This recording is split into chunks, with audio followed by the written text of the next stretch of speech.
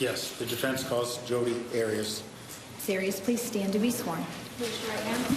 You can solemnly swear the testimony you're about to give will be the truth, the whole truth, and nothing but the truth, so help you God? Yes, I do. Please be seated. You may proceed. Thank you, Honor. Hi, Jodi. Hi. How are you feeling right now? Nervous.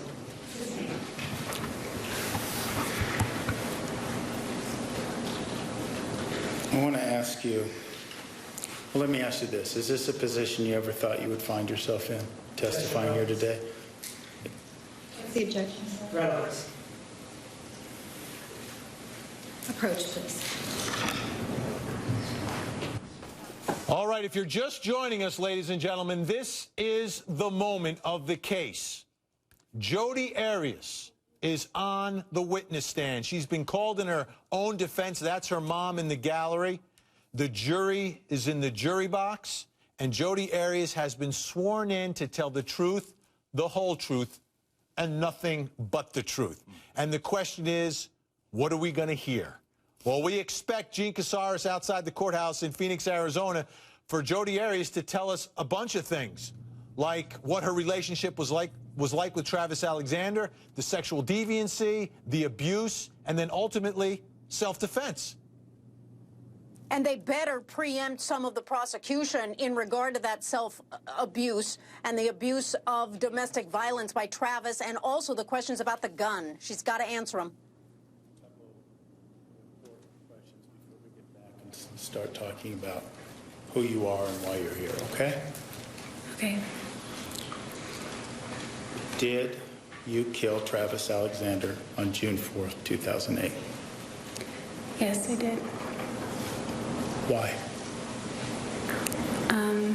The simple answer is that he attacked me, and I defended myself. Okay. It was also brought up during these proceedings that you gave an interview with Inside Edition. Do you remember seeing that tape? Yes, I do. And in that tape you said that no jury would convict you, something to that effect. Do you remember seeing that? Remember saying that? Yeah, I did say that. Why? I made that statement in September 2008, I believe it was. And at the time I had plans to commit suicide.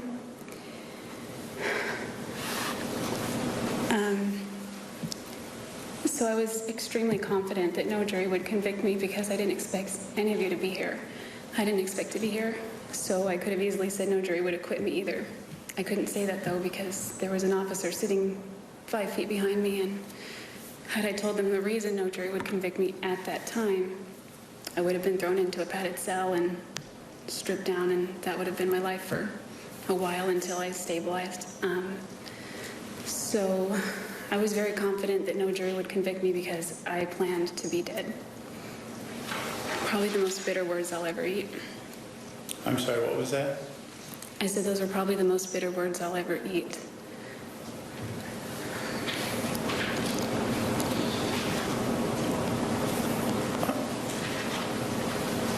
Ms. Arias, I want to clarify another thing as well when we're talking here. Your name has been pronounced in most of this trial Arias. Is there another way of pronouncing it? Have you always pronounced it Arias? I've heard it pronounced about 7 different ways. I say Arias, as does the rest of my family. Okay. Well, let's back up a little bit and then talk about your family. Who's in your immediate family? My immediate family consists of... Relevance. I'm the oldest of my parents. They also had another son about 2 years after I was born, my brother. And then I have another younger sister and another younger brother. I also have an older sister from a previous marriage of my father's. Okay. So let me see if well, first of all, what are the names of your parents? Bill and Sandy Arias. Okay. And are they still married at this time? Yes, Okay. about 33 years. Okay. And you said you were the oldest child of Bill and Sandy, correct? Yes. Okay. And you have a half-sister that is older than you, is that right? Yeah, she's 5 years older than me. Okay. And that is your father's daughter? Yes, from a previous marriage. Okay. And you have a brother that's 2 years younger than you, right? Yes. Okay. And what is his name? His name is Carl. And you mentioned I believe the next youngest would have been another sister. What was her name? Angela. Okay. And your youngest brother, who is he? Joseph. Okay. And just so we get a bit of separation, how much younger than you is Angela? Angela was born when I was 11, and Joseph was born when I was 13. And what year were you born? 1980. Do you remember where you grew up? Yeah, I grew up in a few different cities. I was born in Salinas, California, and I lived there until I was almost 12. Okay. And what was life like in Salinas? For the first years of my life, it was really good. When you say that, before you continue, let's clarify. What do you mean by first years? I would say until about age 7, it was a fairly ideal childhood.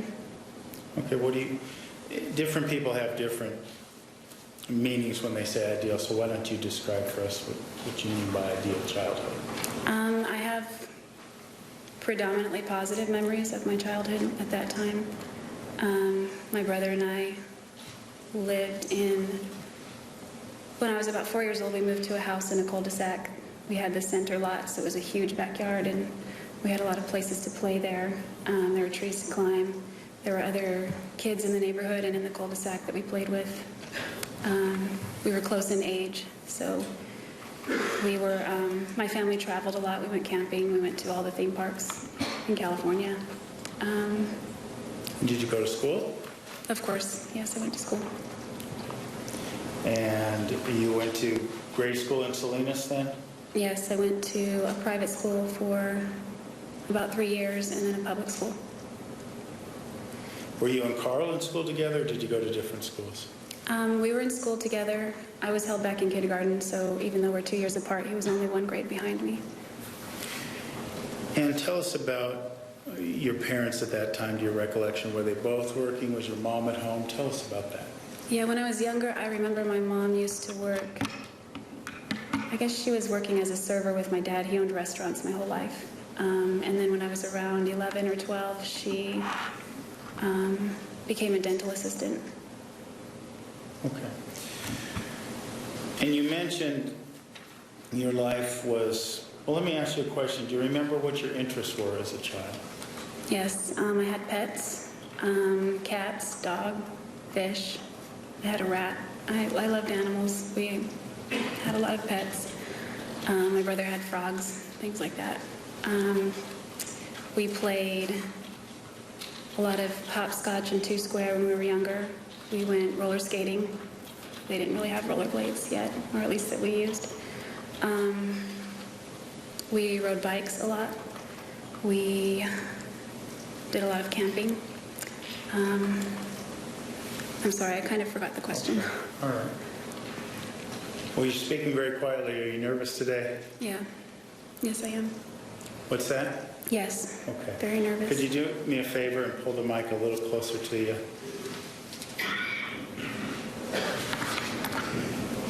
Jodi, one of the things that you said a couple questions ago when we were speaking is that your life was pretty ideal up until about age 7. Is something different after age 7, or? It seemed like, well, my parents would just, spank us or hit us as discipline, so it seemed like at age 7, around then, it started getting a little bit more intense. It's something I remember. Okay. You said they started spanking you. Well, I was spanked before on occasion. Just, it seemed like the frequency and the intensity of it increased around that age. What do you mean by that, frequency and intensity?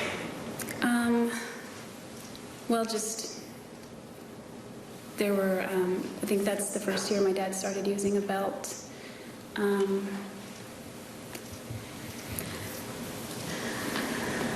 mom began to carry a wooden spoon in her purse. Objection, relevance. Sustained. May we approach? You may. Okay. Okay.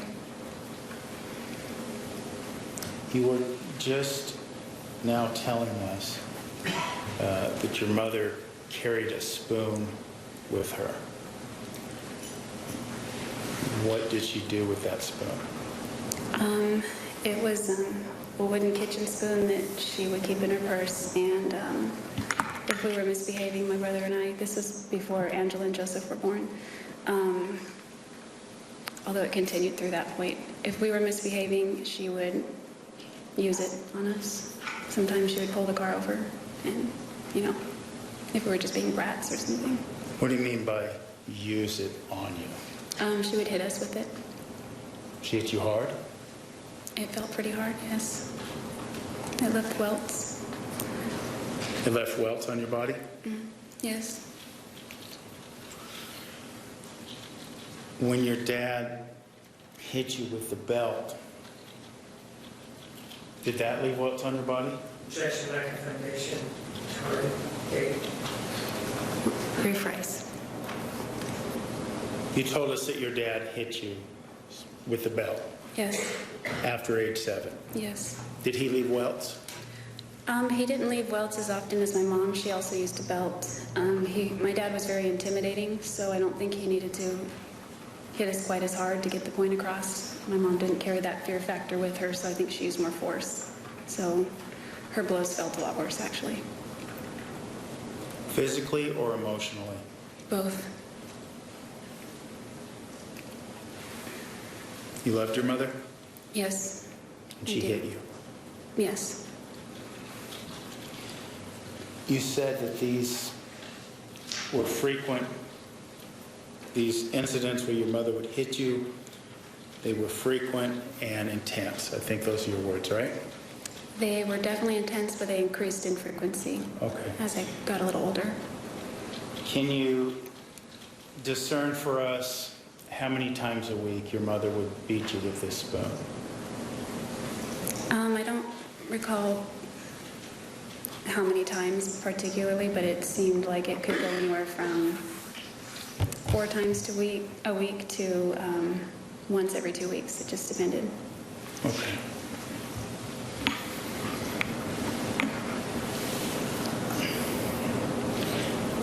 Now, how long did you live in Salinas? How old were you? I was born there and I lived there until age 11. Okay. So let me ask you this. That you talked about these beatings that began at age 7 when you lived in Salinas. Tell us about the next few years before you left Salinas. Did you continue going to school, that sort of thing? Tell us about that.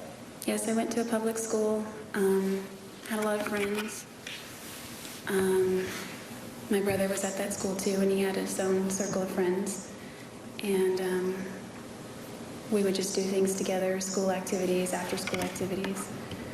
And Activities. What were your interests at this point in time in your life? I began to get into art. Again, my pets were very central in my life at that time. I began to read a lot of books. I took piano lessons. My brother and I took karate lessons. He learned the clarinet. I learned the flute, things like that, just general. Okay. Do me a favor, because when you say the word art, it can mean a lot of things to a lot of different people in terms of art. It's a pretty broad area. So were there certain areas of the art world that you were interested in, or can you describe that for us? Yeah, when I was younger, I liked to color with Crayolas. And my older sister and I would color, and there were a lot of colors. She had the big box with all of the Crayolas, and so we would draw pictures and just watch cartoons and that kind of thing. So I would have coloring books, and I just began to take an interest in that because I wasn't able to draw what I saw, but I would see art, and it would fascinate me. So I slowly began to practice doing that. Okay. Now, at this point in time, did the beatings from your mother and father, did they continue? Yes. Did they increase in nature? They began to increase, I'd say, all the way through my teenage years. Okay. Did they increase, you've talked about frequency and severity. Did the level of the brutality increase? Yes. My brother and I we didn't like being hit. I know I didn't. So we would squirm around a little, and so the more we squirmed, the harder they would try to whack us. So just as that progressed, things would increase, At one point, I don't think she meant to, but my mom broke my brother's vein in his wrist because he was putting his hand behind his back to block one of her blows. And, as I became a teenager, my dad would get rougher and rougher. Okay. Before we go on to rougher and rougher, let me ask you this, and I'm not simply talking physically. How did they feel? How did you feel when your own mother was beating you? When I was younger, I remember feeling, I didn't have a word for it then, but I can describe it as betrayed and confused. And as I got a little bit older, it would just really make me mad because I didn't get why. I don't know, I understood that I was being punished, but I would just be mad at her a lot over that because it hurt. Because you still loved her? Yeah, I loved my mom. Even though she was still beating you, you still loved her? Yes, it put a strain on our relationship, but I still loved her, of course. Well, I'm sorry, I didn't hear the last part. I still loved her. Okay. Going back to what you said a few minutes ago about your dad and the beatings getting rougher and rougher, could you describe for us what you mean by that? Yeah, he never beat me with his fists or anything, but he would just shove me into furniture, sometimes into the piano or things like that, into tables, chairs, desks, whatever was around. He would just push me really hard, and I would go flying into that. One time I hit a doorpost. The side of my head hit the doorpost, and it knocked me out momentarily. I just remember waking up on the ground with my mom was there. We were all arguing. I was arguing with my mom, and he got involved. And so I remember waking up, and she was telling him to be careful. And this incident you just described about you passing out or knocking into a door frame or doorpost, as you described it. Do you remember how old you were when this happened? By then I was age 17, maybe 16, but I think I was 17. Okay. Let's back up a little bit because you talked about instances of you being pushed into furniture and a piano, like it was just like nothing to it. Did this happen a lot? Not as often with my dad as with my mom, but it just, I don't know, if I did something to upset them, it would happen. Okay. Sometimes I got grounded. That became more the norm in high school, so the physical punishment was a little bit more farther apart, but more intense than it was prior. At this time that you were getting these beatings from your dad, did you love him as well? Yes, of course.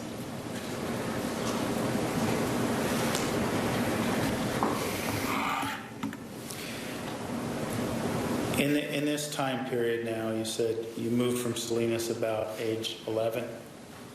Yes. Okay. And where did you move to? We moved to Santa Maria, California. Okay. And I know we talked about this is where in Santa Maria, your dad was pushing you into furniture, right? Is this where these things were taking place? Yeah, these things really started in Santa Maria. Okay. And was that where you went to, would that have been your junior high years, if I follow that correctly? Yeah, 6th, 7th, and 8th grade. Okay. And did you go to school with Carl then? I did. Okay. And what were your interests at that point in time? At that point, I was really focused on trying to make new friends. That was kind of difficult. In 6th grade, I went to an elementary school, and then in 7th grade, I went to another new school it was called it was junior high school, then it's now middle school, I guess. But, so it seemed like I was constantly going to new schools. There was this new school, then another new school, and then, then we moved again. And so it was just hard to make friendships. I did make a few close friends, though. Okay. Well, you mentioned earlier that in your grade school years, you had an interest in art. Yes. Okay. Did that continue through junior high? Definitely. I don't remember so much in 6th grade focusing on my art, but in junior high, I took an art class, maybe 2 art classes, both years. And I had a really cool art teacher, and he mentored me. Okay. Let me ask you, as it relates to your parents, how was your interest in art received? Did they encourage that? How was it received by your parents? They didn't discourage me by any means, but they were lukewarm, I'd say. It was like, oh, that's nice. They weren't really moved by it, I don't think. I was getting a lot of praise from my classmates and my art teacher and other people, but I didn't really get that from them. They were just a little bit indifferent, but not disappointed. Was that hard for you not to get encouragement from your parents? It didn't really bother me at that time. I would think it was kind of the norm, so I was accustomed to it. Okay. By that time in your life, you were used to them not fostering your interests, right? Just me.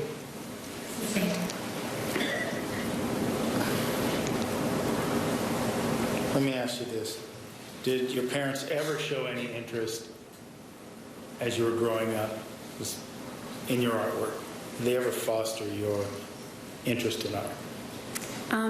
They did minimally at one point. I think this was after I moved to Santa Maria. I was enrolled in one art class, which was after school, and it lasted a few weeks.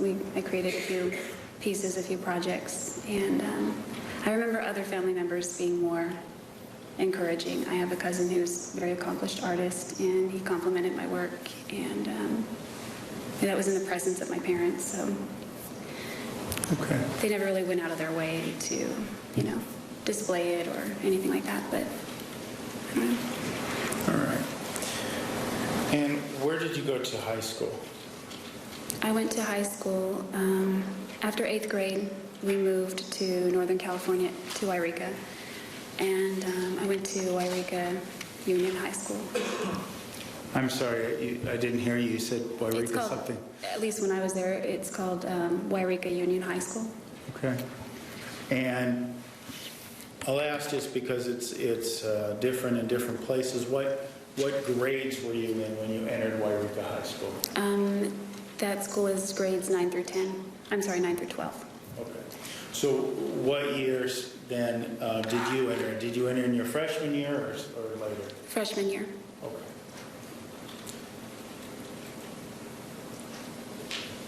And so you were starting off at a new school again in high school, right? Yes. Okay. And just to give us a sense of things, how far was Yreka from Santa Maria where you moved from? I don't know the mileage, but let's see, from Salinas to Santa Maria, it's 8 hours, and then, I'm sorry, Salinas to Yreka is 8 hours, and then Santa Maria is another 3 hours south, so. So you were several hours. Over 10 hours, right? yeah, over 10, yeah. Did you know anybody at Yreka High School when you were going? I didn't know anybody when I moved there, but my mother went to, I don't know if she went to school with or knew another woman about her age who had a daughter my age that was going into high school as well. So we hung out a little bit during the summer, so I knew her and her sister, but that was it. So just a couple of people. Yes. Now you mentioned when you moved to, based on what you told us before, we correct in understanding that the beatings, the pushing of the furniture, that sort of thing with your dad continued throughout your high school years? Yes. Were those the incidents you were talking about before, about being pushed into the post and the furniture, or were there other incidents? That happened when I was in high school. There were a few things that happened right before we moved. A bunch of friends and I one night decided, like the last night I was there, we decided to sneak out of the house and hang out. And my parents woke up and found out. So when I came back, my dad asked where I had been, and I had fallen asleep. He woke me up around 6, and so when I sat up and I was disoriented because I had been sleeping, so I didn't give him a satisfactory answer. So he hit me across the face, and I fell back down, and then he sat me back up and asked me again, and I didn't give him a satisfactory answer, so he hit me across the face again, and I fell down again. When you say he hit you across the face, did he punch you? No, it was an open-handed, hard slap. Do you recall, did you bleed? No, I didn't. Not that I recall. Did you bruise? Not that I recall. Did it hurt? Yes. Just so we can clarify as well, your dad's a pretty big guy, right? He was very big at that time. His health is, he's frail now, but he was very big at the time. Can you give us an idea of how tall and how much he weighed at that time? I don't know his weight, but he's about 5'11". He used to bench press 520 pounds. He was a really big guy for a while. Okay. You said he used to bench press 500-something pounds. 520, yes. Was that a hobby of his, weightlifting, or can you describe that for us? Yes, he was very much into weightlifting. He had, I guess it was like a Bowflex machine at home. I think it was called Soloflex. It was one from like the 80s. But he would use that a lot to work out. He was into martial arts. We watched a lot of movies like that. Things like that. He went to the gym frequently. To your knowledge, was your mom aware, I know you mentioned the one incident where your mom was present, was your mom aware of your dad beating you? Well, when she was present, yes, of course. Sometimes we were on road trips together, and they would take turns if they, had to pull the car over or something. Not that it happened several times in one trip, but I remember it being both my mom and my dad punishing me in the presence of each other. And I don't know, when she was gone, I assumed they would talk about it. Okay. We talked a little bit about your dad during high school and your mom with the wooden spoon. In your younger years, did your mom's beatings with the wooden spoon, did they continue in high school as well? They continued for a short time, but I think as I turned 16, 17, I don't recall her carrying the wooden spoon around. She would just start grabbing whatever was available, like a hairbrush, or she had acrylic nails, so sometimes she would grab me and dig her nails into my skin, things like that. Okay. In high school, what were some of your interests? In high school, I was very interested in learning Spanish, so I took that all throughout high school and middle school. I was getting into art. I was excited to get my driver's license. I traveled abroad to Costa Rica to learn Spanish better. I had a few friends. I didn't really make a lot of close friends like I had before. It just seemed like I was constantly making friends and then we were moving away. So, She was asking her interests. she stayed. Did you have a lot of friends in high school? I had a large circle of friends, but nobody I was very close with. Would I be correct in assuming that your interest in art by the time you're in high school moved beyond the Crayola crayon phase? Yeah, very much so. Tell us about that. I was at my grandmother's house one day, and she had an old set of oil paint, and I knew what oil paint was. I'd never worked in that medium before, so I didn't know what I was doing. I just took a piece of printer paper and started painting oil paint on this paper, and oil began to spread around the paint. So I figured, okay, that's not going to work. So I went to Michael's, the arts and crafts store, and bought some supplies and began to experiment with that, and started painting. And did you work during high school? I did. My dad owned a restaurant at the north end of town.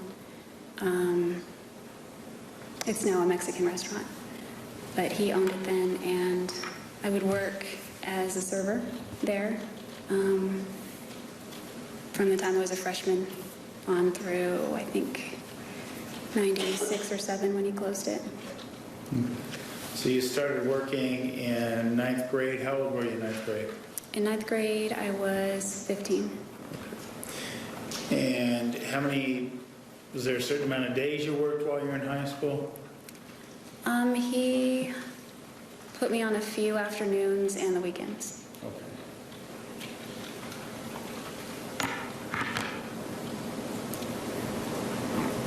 Did you graduate high school? No, I didn't. Why didn't you graduate high school? At the time, about 3 months, well, it's kind of complicated. Okay. Well, let's talk about it. Did you drop out of high school? Yes, I did.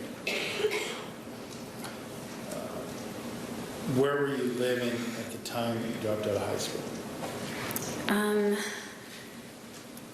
I was living with my boyfriend at the time, about a little town 6 miles outside of Wairika. Let's break that. Why did you leave? Prior to that, were you living with your parents? Yes. Okay. Why did you leave your parents' home to go live with your boyfriend? I was kind of becoming tired of the discipline, and I was 3 months until I was 18, and one day they decided to ground me until I was 18 because I skipped one period in high school because there was a final for my, I was taking a college history class, U.S. history, and I didn't feel like I'd adequately studied for the exam, so I skipped that period to study for the exam, and decided I would make it up the next day. So I parked my car in the parking lot of Rite Aid and just cracked open the book, and I was studying it for that hour. And my dad, somehow he found me. It's a small town, so I guess the school notified him that I wasn't present for that class. So he found me, and at that point they didn't use physical discipline that day, but I was grounded till I was 18. So I couldn't fathom being grounded for 3 months. When you were grounded in my house, it meant no phone, no TV, no friends, no social functions of any kind. You're in your room, period. So Well, let me ask you this. This would have been towards the end of your senior year in high school, or was this in the end of your yeah, it was in May, I think. Okay, so of your senior year or of your junior year? Maybe April. My junior year. Okay. Yes. So you dropped out of high school before you finished your junior year? Is that right? No, I did finish the junior year, mostly with D's and F's, because toward the end of the year, I just let it all fall apart. You mentioned discipline. You talked about grounding. Was there any particular physical incident or an incident of abuse that motivated you to leave your parents' home? One of the incident I described where I was knocked against, I called it a doorpost, I guess it's a door frame. Then at that point the guy I was dating, we started talking about me possibly moving in with him. So after that incident, I began to surreptitiously pack boxes of my things and start moving them out to his house. And then when they grounded me until I was 18, all of my stuff mostly was there. And I thought, I'm just going to go ahead. I was going to wait until I was 18 to move in with him, but it was 3 months away, and it just made sense to me at the time. as a 17-year-old. So I just moved out. Okay. After your junior year then, did you just not go back to school? Is that? Yeah, I turned 18 that summer. I got a job at another restaurant and began working there full time. I had bills to pay now, car insurance and credit cards and that kind of thing. So it just, to me, it made more sense to work so I could support myself and my boyfriend. He didn't have a job. Okay. And what was your boyfriend's name? His name was Bobby What was his last name? Juarez. And Mr. Juarez, how old was he in relation to you? He was 3 years older than me. So he would have been out of school, I would assume? Yes, he was out of high school. And what did he do for a living? He had never been employed at that point, so, you know, it was an isolated town we lived in, and it was difficult to obtain employment. Okay. Well, let me ask you this. As it relates to Mr. Juarez, when did you meet him? I first met him the first summer that I moved to Wairika when I was 15. The carnival comes to town, and so I was there with the girl I'd mentioned that my mom introduced me to. Her and her sister, we were there. And I saw him walking in a crowd with a few other friends, and he caught my eye. It was very intriguing looking. He was kind of dressed like 18th century goth, kind of. He was... Well, can you describe for some of us who may not follow that reference, just kind of describe what he was wearing maybe? Yeah, it was like July or August when I met him, and it's in the maybe triple digits in the temperature. It's very hot. Wairika gets really hot, not quite like the desert, but in the triple digits in the summer. But this guy was dressed in a black suit and a high collar white shirt, and he was on crutches. He had long, dark, curly hair, and he just seemed intriguing to me, so I remember seeing him walk by, and I didn't approach him or anything, but I noticed him. So we spent the day there, my friends and I, walking around, and at one point they were getting in line for the zipper. I didn't want to get on the zipper. There was only 2 per cage anyway, so I was kind of the third odd one out. So I just stood next to the line waiting for them to go on the zipper and come back. But I was just looking around, and I caught his eye again, and he was looking right at me. And he motioned for me to come over. He went like that. And I didn't know if he was talking to me, so I kind of looked around and looked at him again, and he did it again. So I walked up to him, and he said, in a very kind way, he said, "Do you want to go?" Oh, sorry. Sustained. Let me ask you this without telling you what he said, and just to clarify a bit based on what you told us, he would have been around the age of 18 at this time, right? Yes. Okay. And you were 15. You meet him at a state fair. Yes. Thing. Okay. Tell us then, do you begin a relationship at that point in time, or just kind of describe for us how that relationship was at that time? No, he invited me to go on the zipper with him, so we went on one ride with that and talked a little bit as we were flipping around, and after that we parted, and I didn't see him again for a while. Okay. When did you see him again? I think it was October, maybe November of that same year. I was at a homecoming football game for my high school, and I saw him again, and he was with some friends. And I was really shy, but I wanted to say hi to him, so I walked up to him and said, "Do you remember me?" And he said he remembered me, but he couldn't remember my name, so I told him I didn't remember his name either. So we kind of reintroduced ourselves, and he said, "Tell me your phone number, and I promise I'll remember it." So I gave him the house phone, which was my parents' phone. We didn't have cell phones. And he remembered it and called me. Did you begin dating at that time? No, we were just friends. We talked for a while. We weren't dating. Okay. He was actually seeing a girl, I think. I don't remember. Okay. So you were just friends for a period of time? Yeah, several months we were just friends. But you were telling us he became your boyfriend at that point, so I'm assuming there's some point in time that you two began dating. Yeah, the girl broke up with him, and there was a period of time where he was single and I was single, and we started just talking more and more. And then I think it was on New Year's that year when I was a freshman, we decided to become boyfriend-girlfriend. Okay. And then you said that was your the beginning of your sophomore year? Or? I would have still been a freshman then. Okay. And you said you were going to become boyfriend and girlfriend with Yes. him. Okay, you guys decided that. Was he still in high school at that point in time? No, he was out of high school. And to your recollection, was he working at that point in time? No, he wasn't working. Okay. Describe for us then what being boyfriend and girlfriend at that stage in your life meant for you and Mr. Juarez. For us, I didn't have a car. I didn't have a driver's license yet. I think I was getting my permit that year. So he would come to town, and so during lunch, a lot of kids would leave campus, and there's a small gas station, USA gas station near the high school.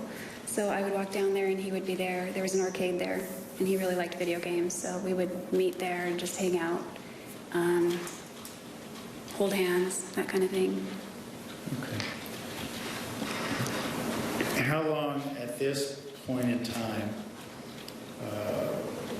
how long did you date Bobby continuously from the time that you were 15 till you moved out of the home? No, we stayed together for a while, and I think at age 15 I felt like the relationship was getting very intense. He was talking about being together forever, and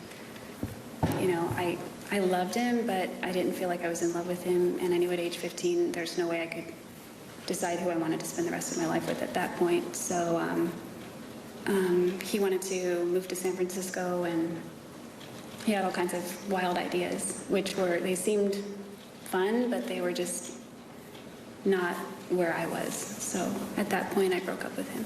What do you mean wild ideas? Well, he entertained the belief in vampires, and he thought, well, let's go to San Francisco and see if we can find some real vampires. And, I used to read Anne Rice novels at the time. It didn't seem realistic to me, but it seemed like it was just an idea that I would go along with, with him. And this was at a time when you were about 15 years of age. You wanted to move to San Francisco and hunt vampires, Yeah. right? So we could live together forever and be together forever.